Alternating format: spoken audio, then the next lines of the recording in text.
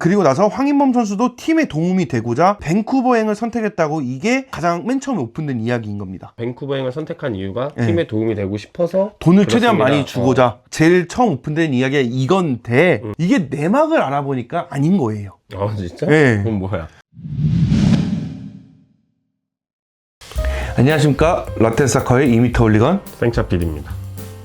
저희가 이제 주제를 추천해달라고 말씀드렸잖아요. 이번에 역시도 저희 구독자분이 선정해주신 이야기입니다. 이번 편은 정다호의 배구 교실이라는 닉네임을 가지신 분이 댓글로 남겨주셨습니다.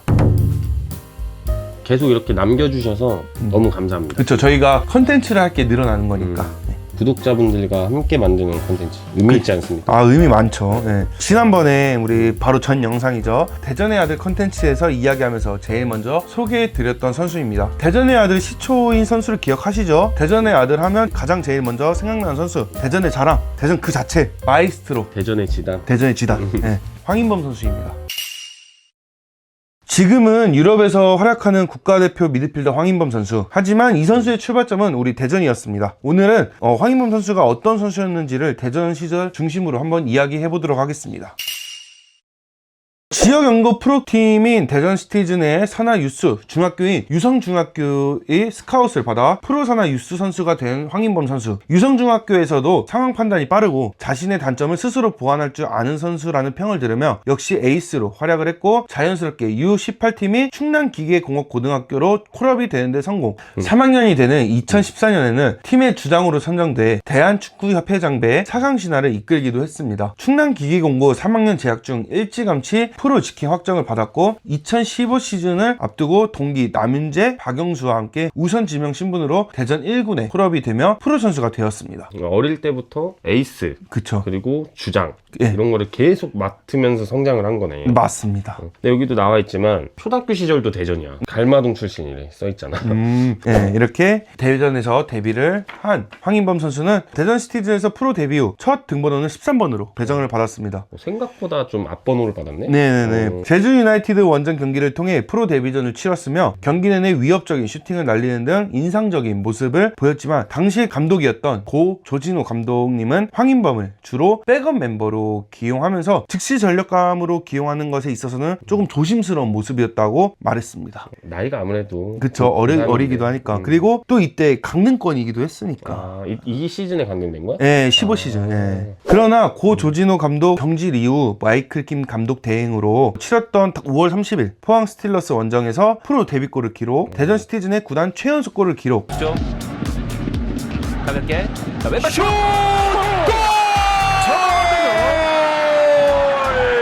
대전 시티즌이 노렸던 게 그때가 18세 346일이라는 자료가 있더라고요. 그 보유자로 등록이 되며 본격적으로 대전의 소년가장으로 발돋움하게 되었다고 하고 싶습니다. 물론 이 기록은 2021년 전병관 선수가 기록을 경신하면서 더 이상 이제 최연소 득점자는 아니게 되었지만 대전 시티즌 시절에는 최연소 득점자로 쭉 남아 있었다라는 거죠. 천재였네. 네, 그렇죠. 천재죠, 천재. 근데 미드필드잖아. 네, 그렇죠. 근데 전병관 선수는 윙어잖아. 네. 그러니까 미드필드에서 골을 일찍 넣었다는 게 대단한 거야. 맞아요. 또 이후 또 새로 부임한 최문식 감독님은 과거 청소년 국가대표를 지도한 경험이 있었는데 그때 이제 황인범 선수를 적극적으로 기용했고 역시나 이제 대전에 와서도 황인범 선수를 적극 기용을 하면서 주전으로 등극했고 프로 무대에서도 빠르게 자리를 잡아가기 시작합니다. 6월 10일 FC 서울과의 홈경기에서 2호 골을 신고하며 팬들에게 자신의 진가를 드러냈고 7월 1일 성남 FC와의 원정 경기에서 황인범 선수는 팀이 크게 뒤지고 있을 때 만회골이자 시즌 3호 골을 기록하며 성남의 오른쪽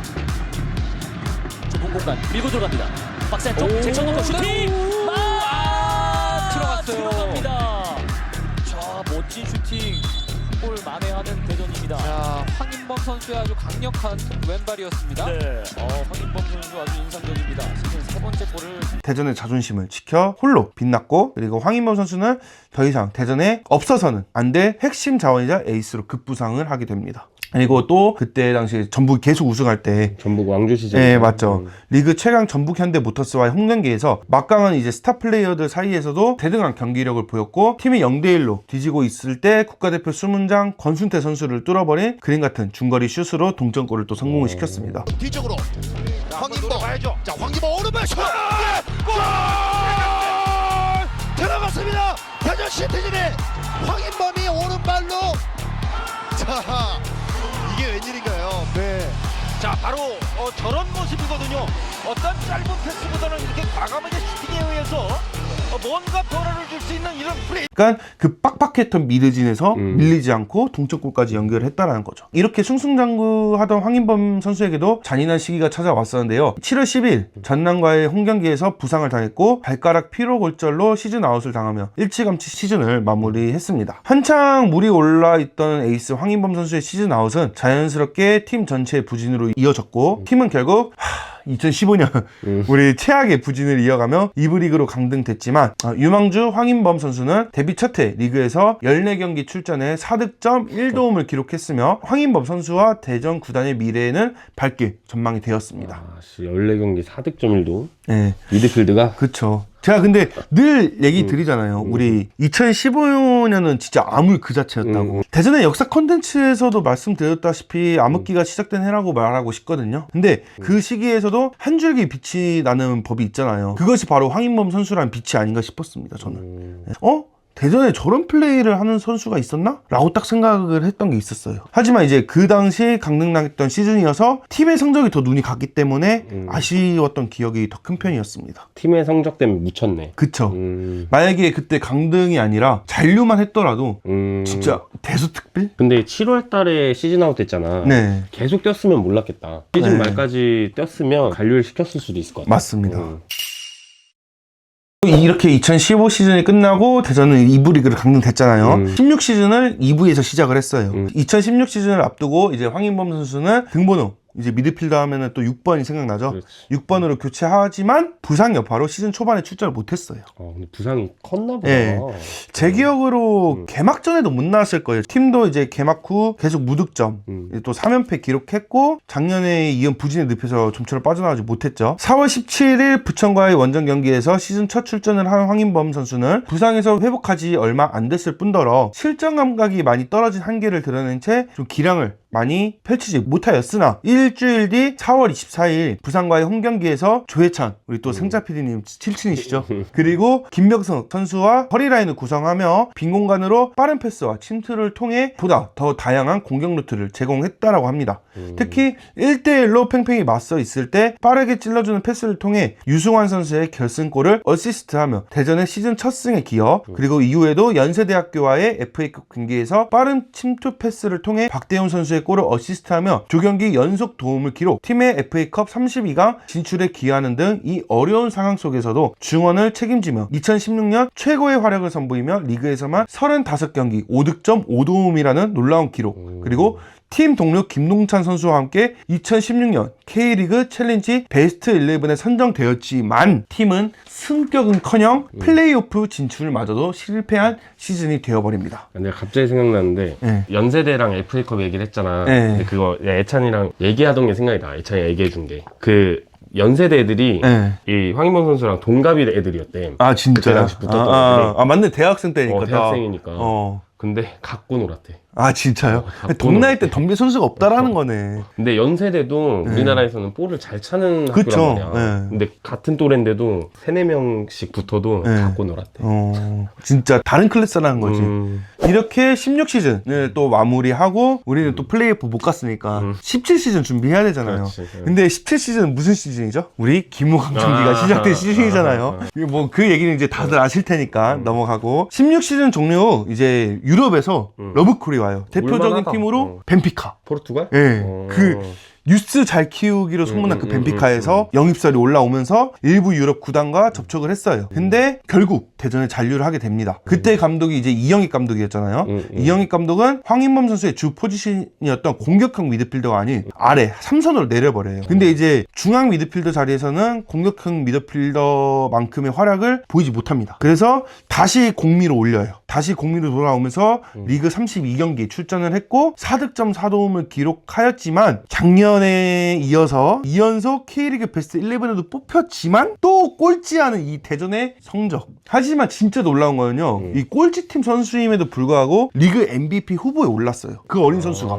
이렇게 MVP 후보에도 오를 만큼 황인범 선수의 활약은 진짜 두드러진 한 해였다라고 생각을 합니다. 자, 생각해보세요. 팀은 리그 꼴찌고 성적은 최악이고 근데 이 어린 선수가 리그 MVP 후보였다? 할 말 다 한 거죠. 네, 말 다 한 거예요. 그만큼 대전에서 제일 우수했던 선수, 가장 뛰어난 선수라고 자부할 수 있습니다. 진짜 잘했나 보다. 네, 맞아요. 그러니까 나는 이 시즌을 보질 못했으니까. 네, 저도 많이 본 건 아니지만 그리고 미드필드가 웬만해선 눈에 띄기 쉽지 않아. 네, 이때 황인범 선수는 진짜 단순한 유망주가 아니었어요. 팀의 중심이었죠, 중심. 보통 유망주는 형들이 받아쳐줘야 크잖아요. 받쳐줘야지. 네, 받쳐줘야. 근데 황인범 선수는요, 본인이 진짜 그냥 형들이 이렇게 끌고 간 거예요.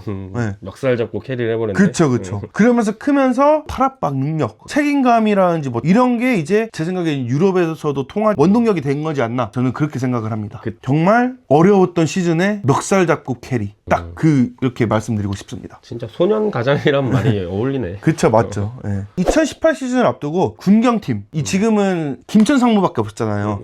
그때는 이제 경찰청 팀이 있었어요. 그렇지. 아산 무궁화. 아산 무궁화에 입단 지원서를 제출해서 이제 최종 합격하면서 좀 이른 나이에 군입대를 하게 되었고, 근데 이게 신의 한 수가 돼버린 거죠. 황인범 선수가 군대에 있는 사이 소속팀이 이제 대전 시티즌은 역사편에서 말씀드렸다시피 기모강 경기가 이루어지고 있었고요. 갑자기 또 화가 나네요. 기모가 기존 선수들을 대거 내보내고 선수단을 싹 갈아엎는 걸 시작으로 이제 심각한 막장 운영과 이에 이제 반발한 팬들의 극심한 갈등으로 그야말로 혼돈의 그 상태였어요. 근데 황인범 선수는 이 시기에 군대에 있어서 모든 걸 다 피한 거죠. 당시에 이제 또 K리그에서 꽤나 이름 좀 불리던 미드필더들인 우리 주캡, 주재동 선수라든지 이명주, 김도혁 선수 등 같은 팀 동료들한테도 튜저링도 받고, 원래 대전 소속에 있었으면은 진짜 막말로 좀 이프 가정법을 했을 때 대전을 떠났을 수도 있어요, 이적으로. 왜냐하면 팀을 갈아엎었으니까. 근데 그걸 피하고 군 문제 해결하러 무궁화 팀 갔는데 톱클래스 미드필더한테 튜저링도 제대로 받고 성장도 하고 군 문제도 해결하고. 그쵸. 그리고 그 해 2018년 9월 1일날 아시안게임 금메달도 차지함으로써 조기 전역을 해버려요. 그래서 아산에서는요 9개월간을 뛰면서 그 9개월간 기록은 18경기 1골 2도움을 기록했는데, 실질적으로 이제 아산에 있었을 때 국가대표급의 성장을 하면서 포텐이 터졌다라고 좀 평가받고 있습니다. 아산에서 쟁쟁한 국대급 클래스 선수들과 경쟁하고 또 배우면서 2부 리그뿐만 아니라 어딜 가나 통하는 국가대표급으로 급성장했으면 이 시기가 없었다면은 좀 단순 유망주 선수에 그쳤을 거란 평가가 지배적이었습니다. 근데 그럴 수도 있긴 하겠다. 네, 맞아요. 어떻게 보면 좀 그럴 수도 있죠. 이렇기 때문에 저는 이 군대를 이때 간 게 너무 베스트 초이스라고 생각을 한 거예요. 진짜 신의 한 수다, 신의 한 네, 수. 맞아요. 이렇게 아산에서 전역을 하고 일단 대전에 돌아옵니다. 전역 후 대전 시티즌에 다시 합류를 했고, 이제 대전에서 리그 통산 100경기의 출장 달성도 하고 3시즌 연속 K리그2 베스트 11에 선정도 되고 했습니다. 3시즌 연속. 예, 이 어린 선수가 3시즌 연속. 그렇게 시즌을 끝냈는데 이별이 다가오게 됩니다. 이 시즌에 끝날 때쯤에 독일하고 포르투갈 등 유럽 많은 팀이 관심을 보이기 시작을 하는데, 돌연 미국 밴쿠버 화이트캡스 FC로 이적을 하게 됩니다. 미국으로. 예, 미국으로. 왜 미국이지? 자, 이게 어떻게 된 거냐면, 형이 만약에 축구 선수를 계속 하고 있다 생각해봐요. 미국, 유럽 하면은 이 나이 때 축구 선수로서면 어디를 선택하겠습니까? 그러니까 이때 황인범 선수라면 네. 군 문제 해결했고 나이도 어리고 무조건 유럽이지. 그렇죠, 그게 맞죠. 근데 유럽팀 접촉 기사가 막 나오던 선수가 돌연 미국으로 가버린 거예요. 의아했죠, 저희도. 그때 이제 나오던 썰이 뭐였냐면요, 기모랑 이제 특정 에이전트랑 이적료를 많이 받으려고 했다. 그래서 황인범 선수를 이적료가 적었던 유럽이 아닌 최대 이적료를 부른 미국으로 보낸 거다 라는 찌라시가 돌기 시작한 거예요. 그리고 나서 황인범 선수도 팀에 도움이 되고자 밴쿠버행을 선택했다고, 이게 가장 맨 처음에 오픈된 이야기인 겁니다. 밴쿠버행을 선택한 이유가 네. 팀에 도움이 되고 싶어서 돈을 최대한 그렇습니다. 많이 주고자. 제일 처음 오픈된 이야기가 이건데, 이게 내막을 알아보니까 아닌 거예요. 진짜? 네. 그건 뭐야? 자, 밴쿠버 이적이 결정되기 전 황인범 선수는요, 손흥민 선수가 뛰었던 함부르크 아시죠?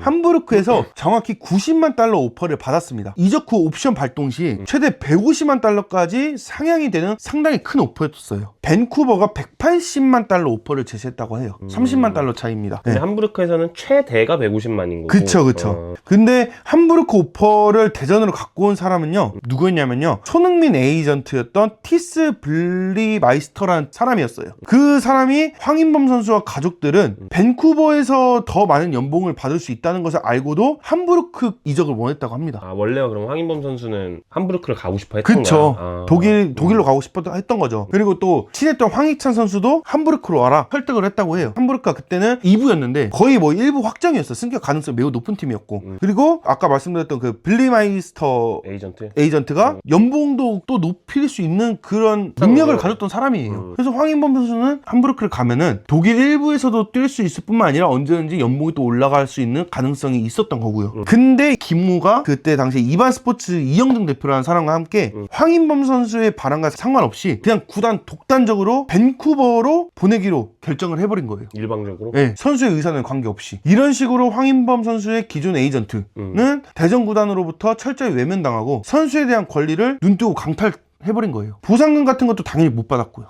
그리고 이것도 어떤 기사에서 나온 건데요. 기사에서 이제 이적 과정에서 김호가 여기서 돈을 더 챙겼다는 썰이 있지만 그 증거 같은 건 하나도 안 났기 때문에 무마됐다고 합니다. 정황만 있는 거야. 정황만. 근데 그 기사에서 황인범 선수 부친과 직접 접촉을 했다고 해요. 그 기자분이. 황인범 선수의 부친은 아들의 의사가 완전히 무시당하고 구단에 의해 팀이 일방적으로 결정돼버린 것에 대해 엄청 좌절하고 분노했다고 합니다. 형 아들이 축구 선수야. 근데 유럽을 갈 수 있어. 근데 구단에서 유럽 에이전트랑 얘기도 안 하고 미국으로 그냥 보내버린 거예요. 빡치면 빡쳐.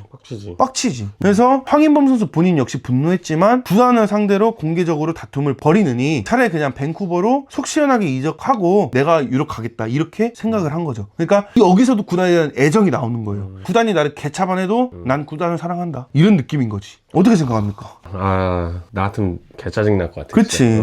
이러니까 이 사과를 아는 사람들은 황인범 선수를 더 사랑할 수밖에 없는 거지.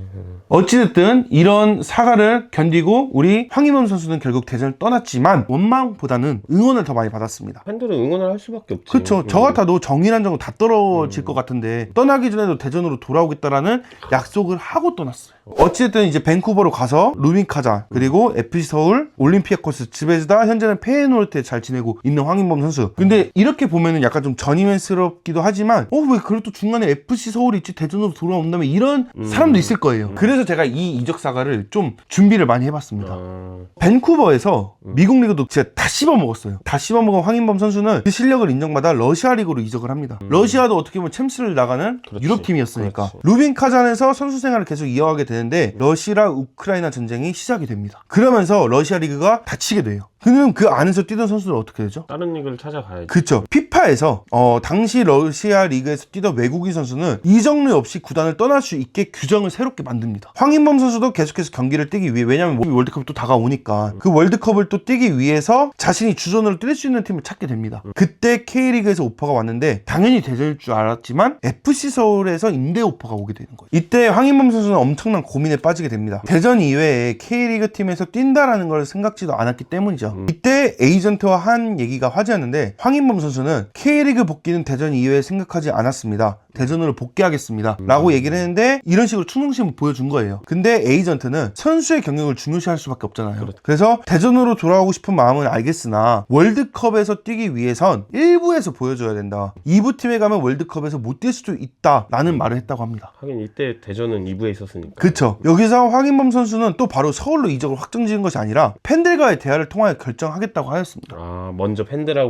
의사를 물어보겠다. 예. 그래서 며칠 뒤에 대전 팬이 운영하는 식당에서 대전 팬들하고 이제 만남을 추진을 하고 대화를 나눴어요. 아, 진짜? 예. 팬들을 부른 거야? 그쵸. 부른 거죠. 이때 또 이제 최혜문 콜리더 형님이 말씀하시기를 대전이 K리그2에 있어서 못 오는 거다. 당연히 승격을 했으면은 대전으로 왔겠지만 이렇게 비슷한 말을 했다고 하더라고요. 황인범 선수도 대전으로 돌아오겠다는 약속을 지키지 못해 미안하다, 죄송하다. 월드컵 최종 엔트리에 들고 경기 감각을 좀 유지하기 위해서는 1부 리그 팀을 선택할 수밖에 없다. 그래도 대전이 아닌 다른 K리그 팀으로 가지 말라면은 안 가겠다. 대전 팬들이 가지 말라면 안 가겠다고?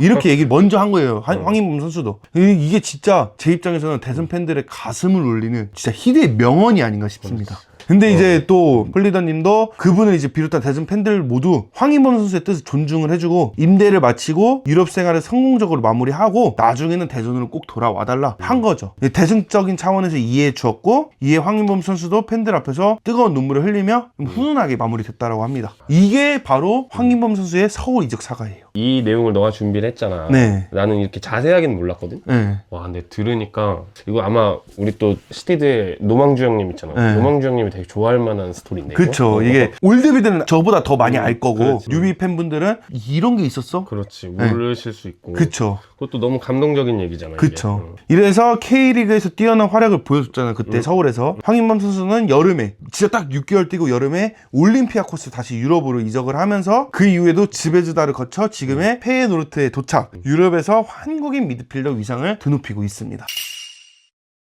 그러면은 네. 뭐 이제 너가 얘기를 해줘서 충분히 알겠어. 네. 알겠는데 그래도 이 선수가 왜 대전의 아들인지를 그쵸. 좀 더 자세하게 네가 설명을 해줄 수 있어? 앞서 대전의 아들 컨텐츠에서도 말씀드렸다시피 실력만으로는 이런 별명이 생기지 않습니다. 황인범 선수는요, 대전이 키운 선수이자 선수 본인이 보여준 태도, 책임감, 팀을 대하는 방식이 그 어떠한 선수보다 남달랐다라고 생각을 해요. 우리 대전 시절의 팬들을 위해서 사비까지 털어가지고 도시락이나 원정버스 지원해주고 해외 이적 이후에도 친정팀 대전 하나시티즌을 꾸준히 사랑하고 응원하는 모습이 있기 때문에 대전의 아들이라 부르고 싶은 거예요. 진짜 실제로 이게 정확히 기억은 안 나는데 플레이오프전일 거예요. 그러니까 승강표가 아니라 플레이오프 때 핫팩을 지원해준다던가 아니면은 매 시즌 자신이 휴식기일 때 대전을 방문을 해서 팬 사인회를 한다든지 팬들하고 같이 사진을 찍어준다든지 이런 팬들을 사랑하는 마음은 저는 매년 봤습니다. 한 번은 S석에 와가지고 네. 같이 대전의 아들 부르고. 그쵸. 우리가 그때 있었잖아. 네, 우리 바로 앞에 있었잖아요.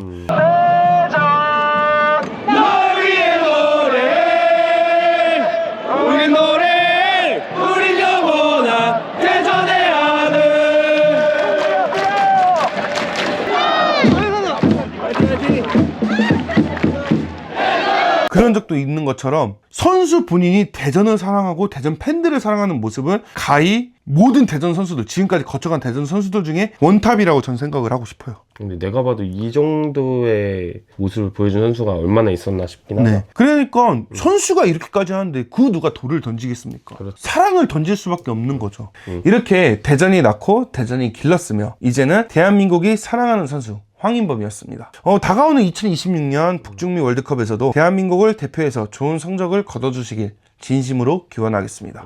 우리 황인범 선수가 성장과 도전의 상징이었으면요, 다음 편에서는 좀 헌신과 버팀의 상징인 선수의 이야기를 해보려고 합니다. 이 키워드를 가지고 구독자분들이 다음 편은 누구지 하고 좀 추측을 많이 해주셨으면 좋겠어요. 다음 편도 기대해 주시고 다음 영상을 또 찾아뵙길 바라겠습니다. 이번 황인범 선수 편 많은 분들이 재밌게 봐주셨길 바라겠습니다. 라떼사카였습니다. 안녕히 계세요.